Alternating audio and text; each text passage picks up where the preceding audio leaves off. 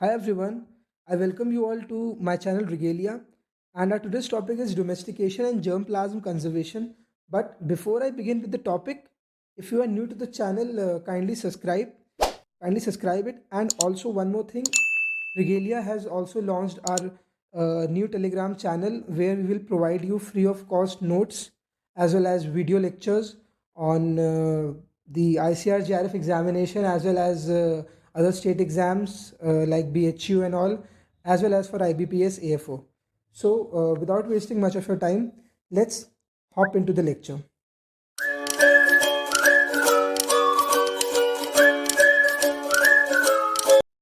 So, as you can see, the name of the topic is domestication and germplasm conservation.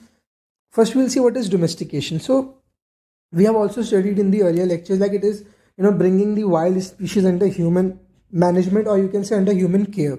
And also it is important because it is the first step in the development of cultivated plants, which was used by prehistoric humans. Now we'll see some examples like USA and Japan. They are doing a fantastic job. They are domesticating the species of Euphorbiaceae to produce latex that can be used for the extraction of petroleum products. So they are basically extracting petroleum product from latex. Now the government of India is also cultivating jojoba, Simonsia species in the arid zones of Rajasthan, Gujarat, because jojoba can only be grown in such climatic conditions in the dry regions of Rajasthan, Gujarat, Maharashtra, and of course Uttar Pradesh, and they are trying to extract oil from it. Now, what are living oil fields? Fields where latex producing plants are grown. Plants like gopher plant, hevea, milkweed. Now, why latex? Because latex is equivalent to crude petroleum, and hence it is used for the extraction of petroleum product. So, with the help of latex, we can produce crude petroleum, or actually it is equivalent to the crude petroleum, and it is hence used to extract the petroleum product from it. Now we'll see about selection.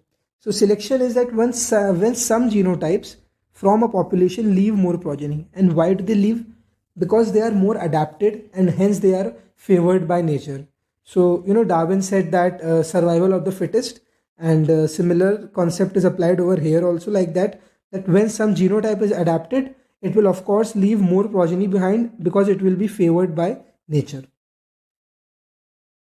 Now we'll see selection. Selection is of two types: artificial selection and natural selection. Artificial selection, as the name suggests, it is done artificially by humans, and it reduces the variability. Why? Because we tend to select some characters, only some few characters that are desirable for us, and hence we move towards homogeneity. Similarly, natural selection, it retains the less competitive varieties and hence retains variability. So natural selection basically, if it focuses on a holistic approach, it helps to retains the variability. Now we'll see the major ways of variability in crop plant. There are three major ways. First is Mendelian variation, second is interspecific hybridization, and third is polyploidy. And now we will see each one of them in detail.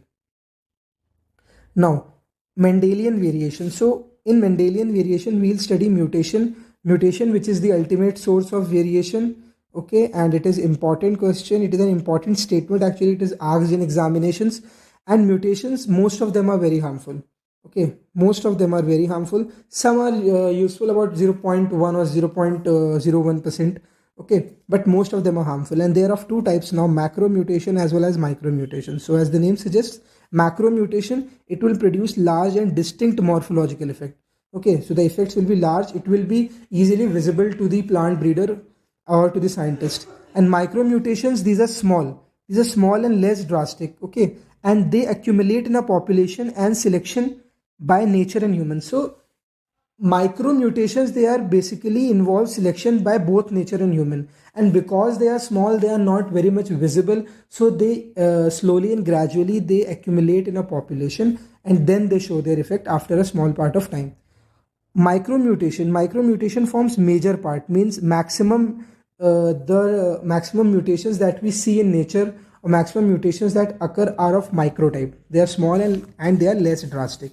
So we will see some examples of macro mutations like the modern maize. So modern maize is originated from pod corn. So pod corn is a wild ancestor, and through mutation or to be more specific, through macromutation, modern maize was born. Now, cabbage, cauliflower, broccoli, Brussels sprouts, they originate from a single ancestor. Okay, so what is the name of the single ancestor? Kindly tell me in the comment section, guys.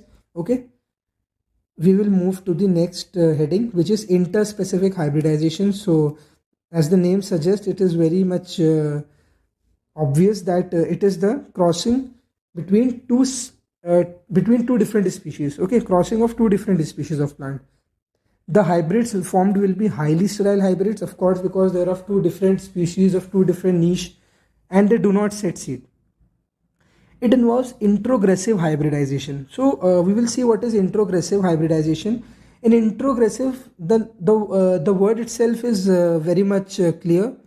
Like, what is the meaning of introgress? So introgress means inserting a particular gene from one parent to another. Okay, so we introgress. Like in case of modern maize was born when primitive maize was crossed with Tripsacum.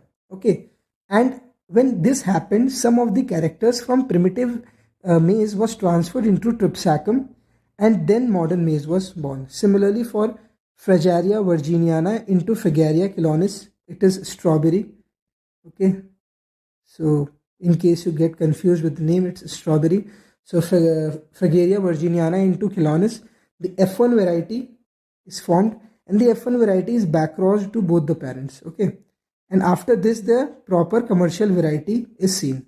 So these are the examples of introgressive hybridization. First is of modern maize, and second is of the commercial variety formed by Fragaria virginiana into chelonis.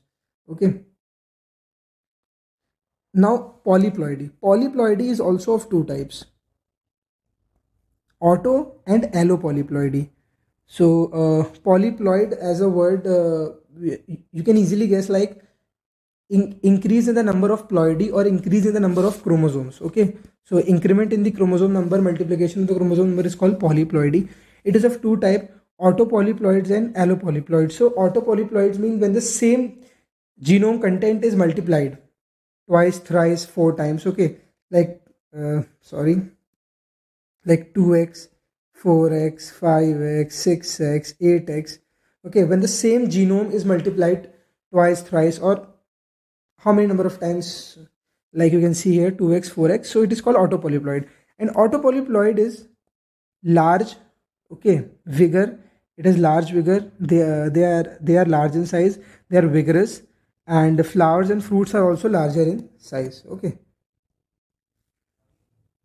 Now we will see some examples of autotriploid, like banana. Okay, banana is an important example of autotriploid.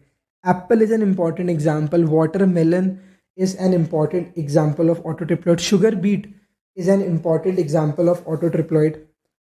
Autotetraploid, potato. Okay, alpha, oat. So these are important examples: autotetraploid, potato, alpha, oat. Autotriploid, you have seen banana, apple, sugar beet. Autohexaploid, sweet potato.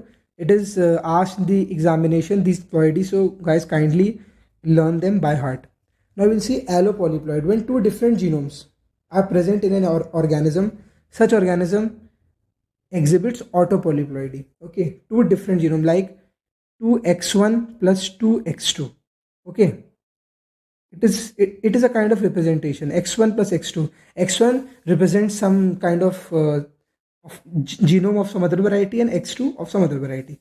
So allopolyploid is more important in evolution. Okay, because when two different varieties get crossed, they give rise to, you know, a different kind of recombination, and a variety is formed, which can be desirable or cannot be, but it is important from the evolution point of view. Now, chromosomal doubling of F1. F1 gets doubled. We have to double the F1 chromosome. We have to double the F1. Why? We will study in the later chapters. But for now, you can just learn that the F1 is sterile. Okay. So in order to make it fertile, we have to double it. Now we'll see allohexaploid. Allohexaploid example is triticale. Triticale is a allohexaploid. Allotetraploid example is cotton and tobacco. And tobacco, the commercial tobacco that we consume, is a cross between N. sylvestris into N. tomentosa. It is asked in the examination. It is an important question, so kindly learn it. N. sylvestris into N. tomentosa. Okay. Now we will see centers of origin. Centers of origin, the concept was given by first Vavilov in 1926, and Vavilov also postulated the law of homologous series in variation. Okay, it's an important question. We usually study that center of origin was given by Vavilov, but when it is asked in the examination that Vavilov, or you can say name the other type of law which was given by Vavilov, so it was the law of homologous series in variation. So what is this law actually? So it states that the character found in one species is also found in the related one. So two related species, or to just to conclude it, that two related species will have their characters in common. Okay, and this is the law of homologous series in variation. Now centers of origin is of two types. First is the primary center and second is the secondary center. So the primary center of origin, it represents great diversity of plant. Okay, secondary center also represents the greater diversity. But what is the difference is that the primary center, the evolution is from the wild type. Okay, but in the secondary center, no such evolution is formed. Diversity is formed. Diversity is found, but evolution from the wild type is not found in the secondary center, and hence the name given secondary. Okay, now according to Vavilov, there are 8 centers of origin. First is the China center of origin, South America center of origin, Hindustan center of origin, Central Asia, okay, Asia Minor center of origin, Mediterranean, Abyssinia, Central America. Okay, Asia Minor, Mediterranean, Abyssinia, Central America. So see, the names are not that much important, but you have to learn the crops that come under these centers, and what means the primary. What are the means? What are the crops present in these centers? Okay, so you have to learn them. But first, we will see China. So China is the largest and the oldest center of origin. You have learn it. It might come in the examination. The primary centers like soybean, you have studied. Radish, colocasia, opium poppy, oranges, plums are all present in China. Now, in the examination, mostly the examiner asks about the primary center of origin, but it might happen that the secondary center can also be asked in the exam. So you should learn them. Like the secondary center, like China is the secondary center for turnip. Okay, it is the secondary center for cowpea, rajma, maize. Kindly learn them. South America center of origin. So South America center of origin includes potato, tomato, tobacco. See, these are solanaceous crops. Solanaceae. So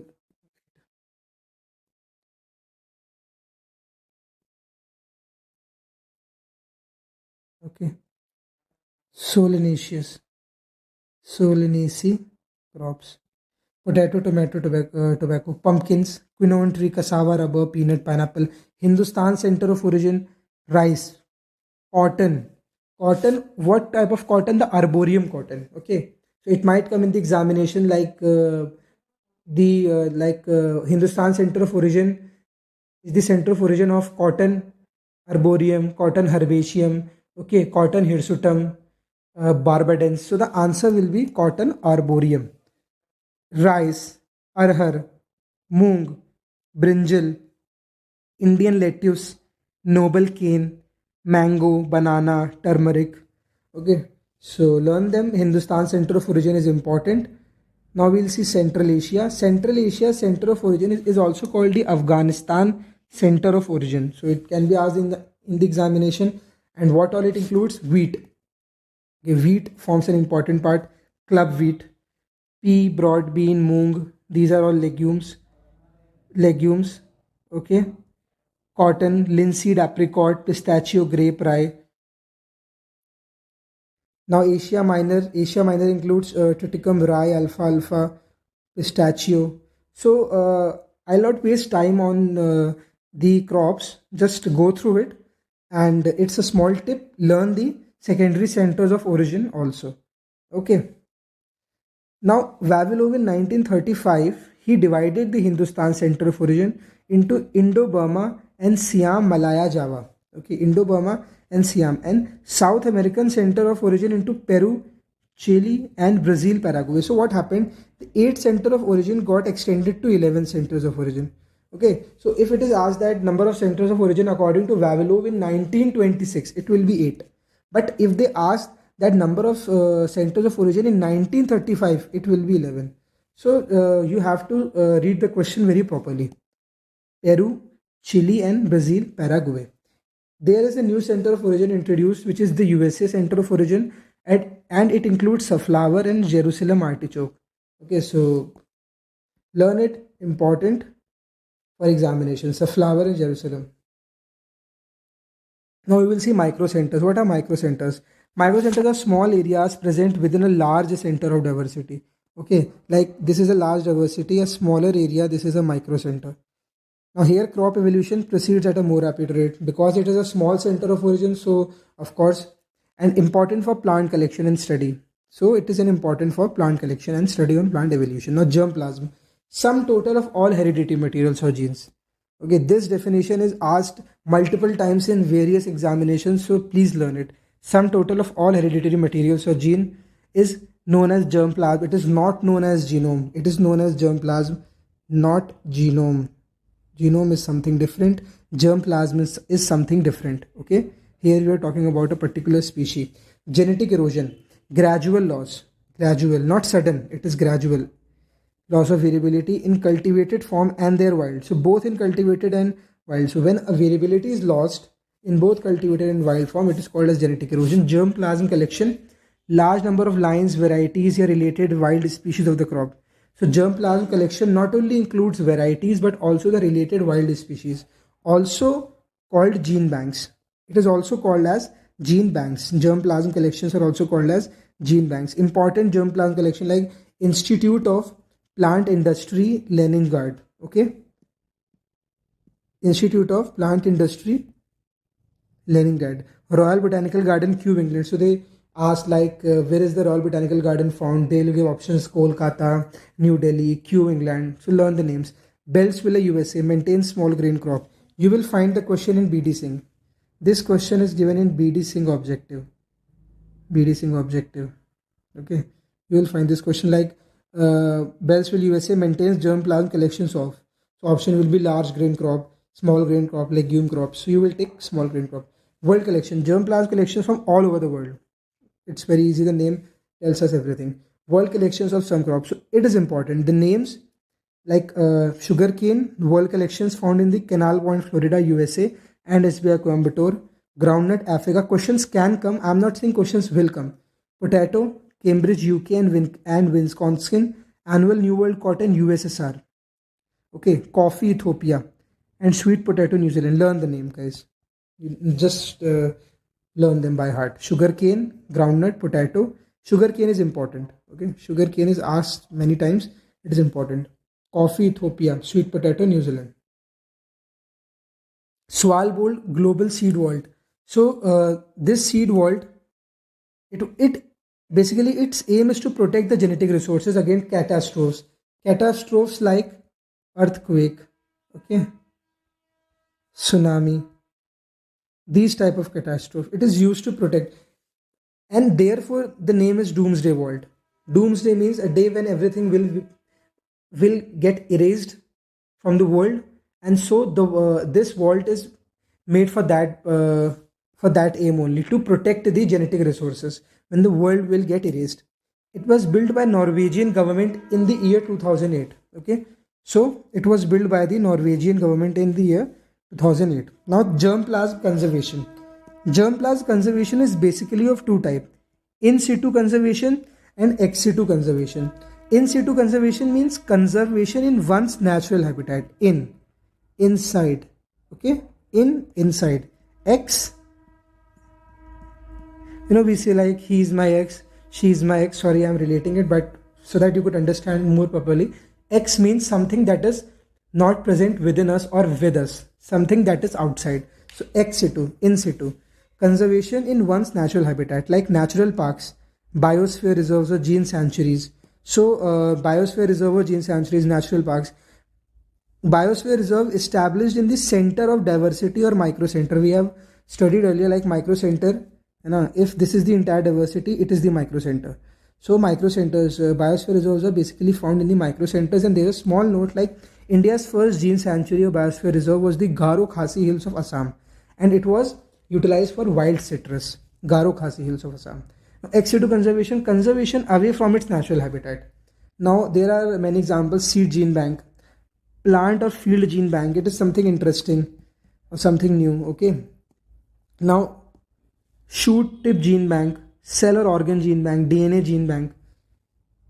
I hope you might have studied in the biology classes in the previous biology sections when you were preparing for the NEET examinations. Okay, now we will see gene banks. Gene banks are of two types: seed gene bank and field gene bank or plant gene bank. So, seed gene bank, the germplasm is conserved in the form of seed, and in the field gene bank, conservation by growing plants in field. So, what do we do is that we grow the plants, okay, in field. We cultivate them, we grow them. But in case of seed gene bank, we just take the seeds and we conserve the seeds. We don't grow the plants entirely. Okay, and in the seed gene bank, only orthodox seeds can be conserved as they can be easily dried under low. So orthodox seeds basically are those seeds that maintain their viability even under lower temperatures. So even under lower humidity conditions. Okay, and they can also survive under lower temperatures. And orthodox seeds are best for seed gene banks. Now for field gene banks, it is applicable for the recalcitrant seeds of plants that are unable to produce seeds readily.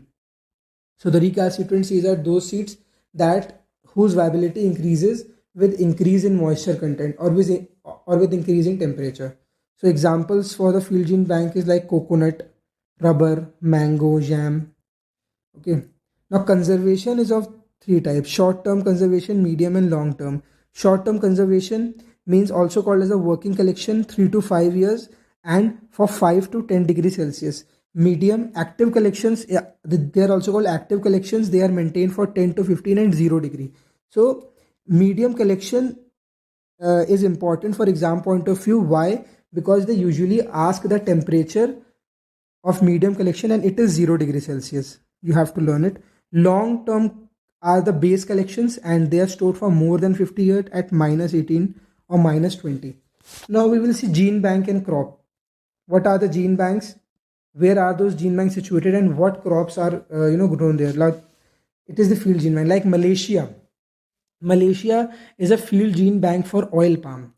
Indonesia for coconut, Philippines for banana, and the most important question for us is India for coconut, and the place is Andaman and Nicobar. So Andaman and Nicobar act as a field gene bank for coconut. Now seed collections are basically of three types. They are base collections, active collections, and working collections. Okay. Now base collection, the name suggests it is the base, it forms the base, and hence it is the principal collection. Maximum crop sample involves conserved for more than 50 years. Temperature, because it is stored for a longer duration of time, so you have to keep the temperature as low as possible, minus 18 to minus 20. And the humidity should also be kept as low as possible, 5 plus minus 1% humidity. Active collection, actively utilized, sorry, and 8 to 10 years storage, 0 degrees Celsius. The temperature, you will see the temperature goes on increasing. Okay, it will increase, the temperature will increase, and 8%. Now working collection, frequently utilized, 3 to 5 years, temperature is kept at a higher rate, 5 to 10, and 8 to 10% moisture. Now we will see gene pool. Gene pool, the concept was given by Harlet and Devitt in 1971. Gene pools are of three types: primary gene pool, secondary and tertiary. So the primary gene pool involves easy intermating. So the intermating is very free. Two species can go, they can intermate. It is called the primary gene pool. It leads to fertile hybrids, and the hybrids will be fertile. Intermating between same or interrelated species. So it involves the intermating between same or interrelated species.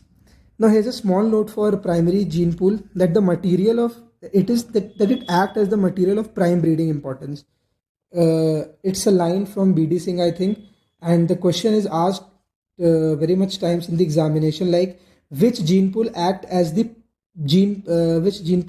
material of prime breeding. So it is the primary gene pool. Now we will see about the secondary gene pool. It leads to partial fertility on cross with the GP1. So the species present in the secondary gene pool, if you will cross it with the species in the primary gene pool 1, so the progeny formed will be partially fertile. Usually the hybrids are sterile, but generally they are sterile in nature. Gene transfer is possible from such material, but with difficulty. So the breeder will face some difficulty while transferring the genetic material. Tertiary gene pool, it produces sterile hybrids on crossing with GP1, or you can say sterile hybrids, and transfer of gene is possible but with the help of special techniques. So special techniques will be involved. Core collection, the concept was given by Frankel in the year 1984. Okay, core collection term concept by Frankel. Subset of base collections are derived from an existing germplasm collection. I know you will not understand this definition, so to make it more simple, minimum number of samples that represent a diversity. So okay, like minimum number of samples which you will require, it can be 2 species, it can be 3 species. If that 3 species are enough to represent a particular diversity, then that collection is called as a core collection. Okay, germplasm evaluation. So the germplasm is evaluated with the help of range, standard deviation, standard error, coefficient of variation, and the evaluation is done through various techniques. Like the first technique is the metroglyph analysis, which was given by Anderson. What is metroglyph analysis? For now you can just learn it is a semi-graph method. Okay, semi-graph method, and it is given in the plant breeding section in detail. We will study in the lectures. And via D-square statistic by P.C. Mahalanobis. These are the scientists who discovered these techniques. Now seeds. Seeds are basically of two types according to the storage purpose, and it was given by Roberts. It's an important question. Orthodox and recalcitrant. So see, they are very simple. You have to just understand the concept. Orthodox seeds, their viability will increase with decrease in moisture. So as and when you will decrease the moisture content, their viability will increase. But the recalcitrant seeds, their viability will decrease with decrease in moisture. Okay, so here viability is inverse of moisture, where in case of orthodox, but here viability is directly proportional to moisture. Just understand, just learn the concept, just understand the concept, and you can solve any question that will come within the orthodox and recalcitrant seeds. Okay, now what are the crops that come under the seeds? Are the cereal crops. Okay, brassica crops, legume, papaya, sunflower. And what are the recalcitrant crops? Like rubber, okay, cocoa, jackfruit, mostly the perennial crops, oil palm, tea. One more important point for recalcitrant seed, that it cannot be conserved in the seed bank, and hence we require field gene banks. It requires the in situ conservation, like the field gene banks. Okay, seed bank, it cannot be conserved in the seed bank. Rubber, cocoa. Pre-breeding, germplasm enhancement, yeah, development breeding. So very simple, the name pre-breeding. Okay, before breeding or to enhance the germplasm, it is done for the wild races or the land races. Okay, that can be utilized in the breeding program. So in order to improve the germplasm of the land races, we go for pre-breeding. So in pre-breeding, what do we do is that the land race varieties crossed with the modern varieties, and the improved lines are formed. Okay, these improved lines are further used in the breeding program. Now we will see the National Bureau of Plant Genetic Resources, NBPGR. It is the nodal agency or the topmost agency, epitome, which is related to the plant genetic resources in India. It was established in 1976 by ICR. So ICR established this agency in 1976. Its headquarters is in IERI campus, and it involves the 12 regional stations. The names are not important. If you want to learn, you can refer BD Singh for it. Okay. Now, International Board of Plant Genetic Resources. So, NBPGR, its important mandate is, exchange of germplasm, quarantine of the germplasm, to protect the germplasm, to exchange it, to give it to the plant breeders so that they could do research on it. And the similar work is done by the IBPGR, but it is done on a broader level. It was established in 1994 by CGIAR. What is CGIAR? It is the consultative group on international agriculture research. Actually, CGIAR is a consortium. It is an accumulation of various international research centers, okay, like IITA, which is situated in Nigeria. So similarly, all those international research centers, they are basically governed by the CGIAR, and CGIAR was responsible for the establishment of the international board. It was constituted in 1971 by the joint efforts of FAO, World Bank, UNDP. So this question is asked in the examination, like who were all involved in the establishment of CGIAR. Options are FAO, World Bank, UNDP, all of these. Answer will be all of these. One, it's a note. Quarantine process at NBPGR takes minimum 3 weeks. What is quarantine process? We will study in the next chapter of plant introduction. So it's an end of this lecture video. I hope you like the video, and if you really enjoyed my content or if you find my content useful, kindly like the video, guys. Subscribe the channel. Also, we have our Telegram channel now. Telegram channel by the name Regalia, and the link I will provide in the description box. So you can go and join my channel.